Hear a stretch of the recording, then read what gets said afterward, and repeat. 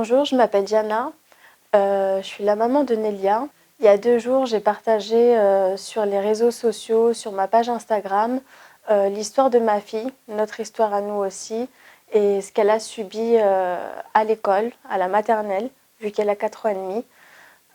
Elle est victime d'harcèlement scolaire par certains camarades de l'établissement, pas seulement de sa classe, par des moqueries racistes et aussi des insultes.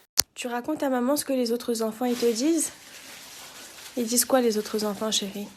Ils disent que je suis moche, des fois, et que je ressemble à un chien. Ils veulent pas des fois, ils me donnent des coups, ils me tapent. Des petits, ils font tout le temps ça, alors que j'aurais rien fait. Aujourd'hui, on a une petite fille qui est totalement brisée, qui n'a plus confiance en elle, qui le matin, quand elle se réveille, pleure pour aller à l'école pendant une demi-heure, qui ne dort plus la nuit, qui en fait des cauchemars. Un enfant qui est brisé par un système qui ne trouve aucune solution pour nous aider, qui seulement en quelques jours est capable de nous dire que Nelia est une enfant qui malheureusement n'a pas assez de caractère. À 4 ans et demi, il y a très peu d'enfants qui ont un caractère affirmé. Malheureusement pour nous, aucune aide a été mise en place. Nelia est rentrée encore il y a 2 jours avec des violences, avec un coup de poing dans la mâchoire et malheureusement, aucune solution, aucune aide. Leur seule réponse, c'est qu'ils n'ont pas vu, or que malheureusement, ils sont quand même responsables de nos enfants, responsables de veiller à leur sécurité. Lors d'une sortie scolaire, nous nous sommes rendus compte que Nelia subissait de l'harcèlement scolaire, que ce soit des violences, des moqueries, mais aussi des propos raciaux, comme tu ressembles à un singe. Donc maintenant, dans les cours de récréation de maternelle, à partir de 3 ans, certains enfants sont capables d'insulter d'autres enfants qui sont différents parce qu'ils sont métis. On a contacté l'éducation nationale, on a contacté la directrice. Les réponses en fait qu'ils nous apportent en tant que directrice, professeur, c'est qu'on met en place un protocole. Un protocole harcèlement, c'est des papiers. Voilà, des papiers. On remplit une grille que le maître remplit. Il va observer l'enfant qui est victime d'harcèlement. Il va noter les observations qu'il a vues, s'il s'est fait embêter, s'il y a eu tel souci avec tel enfant, les noms des enfants. Et justement, il va évaluer la situation. S'il juge qu'il y a harcèlement, là, des mesures seront prises. Il y aura des rendez-vous avec les parents. Il y aura une punition adaptée à l'âge de l'enfant. Et des mesures seront prises pour sensibiliser le reste des camarades. Il y aura beaucoup plus d'aide pour l'enfant victime de cet harcèlement-là, un suivi psychologique. Alors ce protocole n'a pas de délai, donc pendant que ce protocole qui est totalement administratif est en route, votre enfant continue de subir des harcèlements, donc de la violence, des moqueries, et tout ça sans que personne n'agisse, parce que justement, il faut noter sur la grille et attendre qu'ils vous donnent leur feu vert à eux.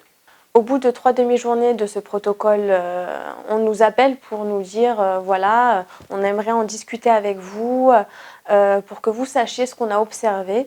Donc on est très surpris d'être appelé aussitôt. Je me déplace, moi, en tant que maman, pour voir ce qui se passe au bout de 3 demi-journées.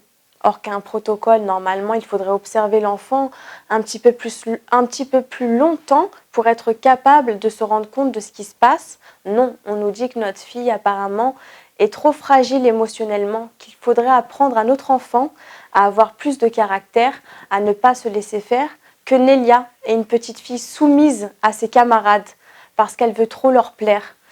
Donc, qu'on devrait peut-être envisager de consulter un psychologue.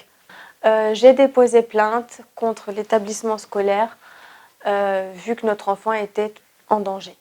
On n'aurait jamais pensé, nous parents, vivre à ce jour quelque chose pareil. Jamais, jamais, même dans nos plus grands cauchemars, on n'aurait jamais pensé une chose pareille. Elle est rentrée avec des griffures sur le visage, des coups de poing, le milieu du nez légèrement bleu. La plupart du temps, Nelia reçoit des coups de poing à l'estomac, des coups de poing dans le visage, coups de pied dans la jambe. On lui tire les cheveux jusqu'à lui faire mal. Voilà ce que ma fille subit constamment et comme je l'ai dit encore il y a quelques jours, malgré ce protocole, malgré cette protection qu'ils ont mis en place pour la protéger, elle continue à subir ce genre de choses-là. Nelia prenait énormément de poids, elle mangeait presque comme une boulimique si on peut le dire, à l'excès après chaque repas, tout le temps sans s'arrêter. On est à l'heure d'aujourd'hui quasiment à 1 kg par mois depuis le mois de septembre. Il y a des nuits difficiles, or que Nelia était une enfant qui dormait dans son lit tranquillement, se couchait assez tôt. Elle avait un cadre assez régulier, des horaires fixes. Et à l'heure actuelle, non. On a un enfant qui ne dort plus la nuit, qui pleure, qui fait des cauchemars, des terreurs nocturnes, qui ne veut pas rester toute seule dans une pièce comme un bébé. Et elle a peur de l'abandon, elle n'a plus confiance en elle quand elle s'habille le matin, elle ne veut pas mettre une robe par exemple parce que non, mes camarades se moquent de moi, tous ses camarades se moquent d'elle, peu importe comment elle s'habille, il y a toujours un problème, ils vont se moquer de moi, je ne suis pas belle, ils disent que je suis pas assez bien, tout le monde me met à l'écart parfois, ils disent que je pue, que je ressemble à un singe, que je ne devrais pas m'habiller comme ça. Quand elle rentrait de l'école, qu'on lui posait la question est-ce que ça s'est bien passé aujourd'hui? Non, ça s'est mal passé, voilà, il y a eu tel camarade, mais maman, tu sais, il n'y a personne qui veut jouer avec moi parce qu'il m'a mis un coup de poing, on m'a jeté par terre. C'est pour ça que mon pantalon est déchiré au niveau des genoux. S'il te plaît, me gronde pas parce que c'est pas ma faute, c'est les autres qui m'ont poussée. Là, maintenant, on a une enfant qui pleure à la moindre chose, mais qui a peur pour ses camarades parce que elle veut tellement plaire aux gens qui lui font du mal qu'elle ne se rend pas compte, c'est normal vu qu'elle a que 4 ans et demi, que ces gens-là sont méchants. Alors ces autres enfants sont camarades de l'établissement. C'est pas spécialement dans sa classe à elle, c'est vraiment dans l'établissement. C'est des grands comme des moyens, voilà. Mon mari a décidé de discuter directement avec ses parents pour leur dire que voilà, à l'heure actuelle, leurs enfants embêtaient notre fille. Malheureusement, il y a certains parents qui ont compris la chose et qui ont fait le nécessaire auprès de leurs enfants en leur expliquant qu'il y a des choses qui ne se font pas. Mais il y a d'autres parents malheureusement qui n'ont pas agi parce que le lendemain même de cette rencontre avec eux, Nelia s'est fait encore une fois frapper. Et deuxième chose, on a été convoqué par la directrice qui nous interdit clairement d'aller voir les parents parce qu'elle veut régler ça uniquement à l'école. Donc du coup, on a été accusé de traumatiser ses enfants.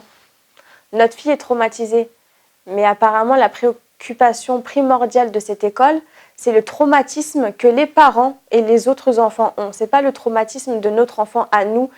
Honnêtement, je suis en colère parce que je pensais que l'école était un lieu de sécurité, que quand on déposait son enfant à l'école, on pouvait avoir l'esprit tranquille de se dire oui, aujourd'hui, notre enfant va à l'école pour apprendre, pour voir ses camarades, pour s'amuser, pour s'épanouir. Et à l'heure actuelle, c'est radicalement l'opposé. Oui, Nelia est une très bonne élève, mais au-delà de ça et de sa carapace, il y a des réels soucis qui sont malheureusement incapables de régler. Donc on est en colère et on est triste qu'on ne soit pas écouté ni pris au sérieux parce que même si un enfant a 4 ans et demi, je pense que les enfants, dès qu'ils rentrent à l'école, l'harcèlement scolaire existe immédiatement. Ce n'est pas parce qu'on a 3 ans ou qu'on a 15 ans, 18 ans, 35 ans, ça existe partout, que ce soit au travail, à l'école, peu importe.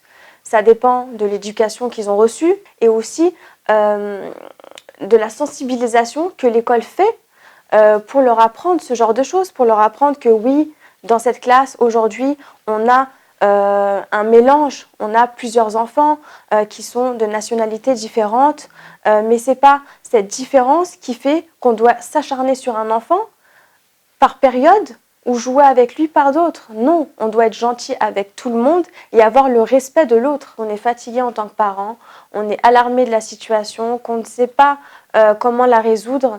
Donc, malheureusement, on est arrivé à ce stade-là de médiatiser tout ça, de montrer notre enfant, parce que ce n'est pas spécialement facile de montrer le visage de notre enfant à des milliers, des millions de personnes sur les réseaux sociaux. On ne sait pas où ça va atterrir, mais malheureusement, oui, on est arrivé à ce stade-là, parce qu'il faut bousculer un petit peu tout ça et qu'ils réagissent, qu'ils se rendent compte que c'est grave, c'est très grave d'avoir ce genre de propos et ce genre d'actes. On a appelé, on a tout fait, le rectorat, l'académie, l'inspection académique, et personne n'était au courant de l'histoire, personne nous rappelait, ne donnait suite à nos courriers recommandés. Et suite à cet appel à l'aide sur les réseaux sociaux et à tous ces partages et tout ce soutien de ces milliers de personnes, le jour même, on a été contacté par l'inspection académique, par le rectorat même de l'Oise, pour nous venir en aide, pour nous assurer que la situation allait changer. On aurait aimé, nous, être écoutés dès le départ pour ne pas arriver à ce genre de situation, à partager notre enfant sur les réseaux sociaux, à partager notre histoire et notre vie privée avec. Si dès le départ, les mesures étaient prises, nous ne serions jamais arrivés à ce stade-là.